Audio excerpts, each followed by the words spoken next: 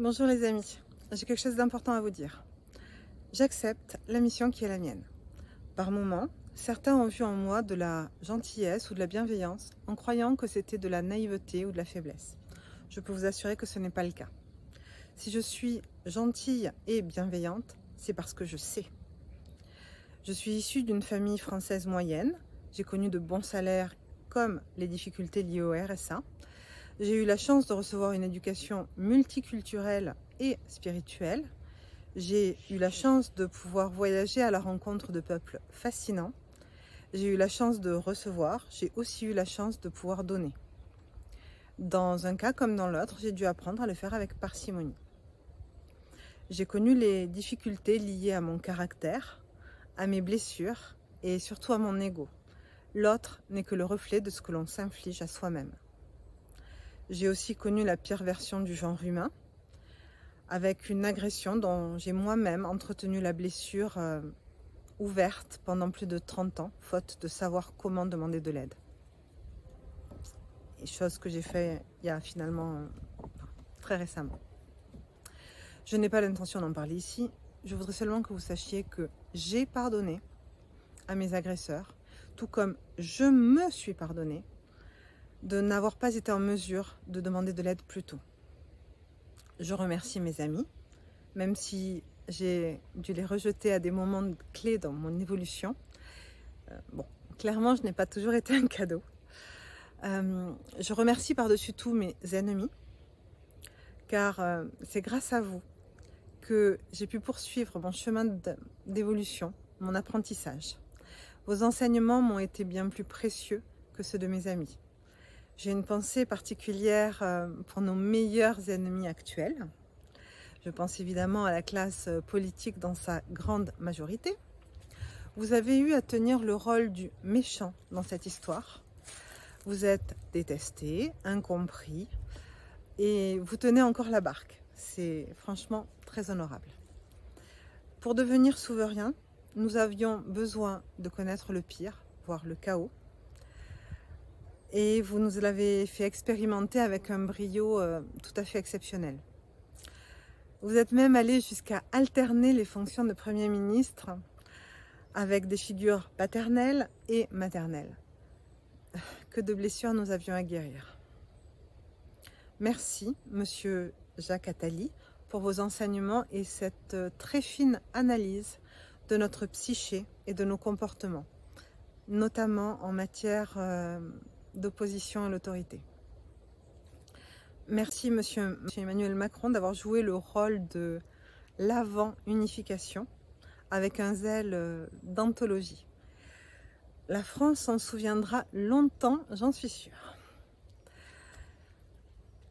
Et puis, entre nous, quoi de mieux qu'un bon vieux Gaulois réfractaire pour aller vers la souveraineté. Mais il est temps.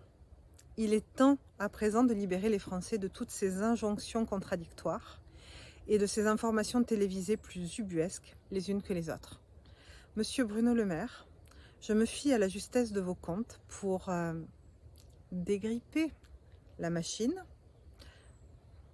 Accepteriez-vous de vous joindre à moi pour une balade dans le parc de ma petite bourgade du Sud? Nous pourrions ainsi discuter de vos avancées. Je pense que le système est quasiment prêt pour libérer les Français. Compte tenu de nos moyens respectifs actuels, vous conviendrez qu'il est plus facile de venir à ma rencontre pour vous que de moi faire l'inverse. Voilà. Bon, une tenue décontractée suffira. À cette période de l'année, il se pourrait bien en revanche que dans les Sous-Bois, vous ayez besoin de votre col roulé, finalement. Il va de soi que la France a un rôle essentiel à jouer dans l'établissement d'une paix durable à travers le monde. Non pas parce que nous voudrions fanfaronner à l'image de notre emblème national, mais parce que nous avons su tisser des liens d'amitié forts avec chaque peuple présent sur notre belle planète. Madame Catherine Colonna, il me semble qu'il est plus judicieux de faire appel à votre cabinet plutôt qu'à celui de Monsieur Sébastien Lecornu pour organiser la rencontre de notre délégation avec celle de Monsieur Vladimir Poutine. Je m'adresse à présent à ceux qui n'ont pas encore compris ce qui s'est joué au cours des 3 dernières années. Ça a pu être difficile de s'adapter, en effet. Santa Barbara vitesse express, fallait pouvoir suivre. Mais comment aurions-nous pu deviner où le sel de la vie allait nous mener? Nombreux sont celles et ceux qui ont continué à se former durant cette période et qui sont à présent en mesure de vous aider, que ce soit par leur présence, par leurs soins ou par leurs informations. Tout s'arrange. Ayez confiance.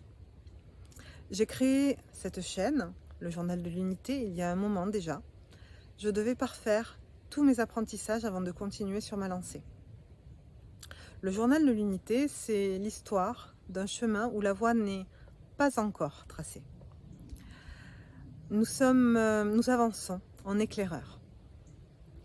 J'ai cependant la certitude que si l'abondance est terminée, c'est uniquement parce que nous sommes au début de l'âge d'or de l'humanité et que chacun d'entre nous a les moyens d'en profiter et d'illuminer le monde par son unicité. Je pose ici mes intentions pour la chaîne. Tout d'abord, je veux aménager suffisamment de mon temps pour poursuivre dans cette tâche. Deuxièmement, je veux transmettre les enseignements que j'ai reçus au cours des 45 dernières années. Et je peux vous assurer qu'il n'y a rien de conventionnel là-dedans. Puis je veux également vous questionner afin que vous sachiez exactement qui vous êtes et ce que vous voulez vraiment. Pour finir, je veux laisser venir les rebelles sur le chemin de la discussion et ce, jusqu'aux plus hautes sphères de négociation. Chacun y a droit évidemment, mais ayant vécu la blessure du rejet moi-même, je sais que pour vous, ça sera bien plus compliqué que pour tous les autres réunis.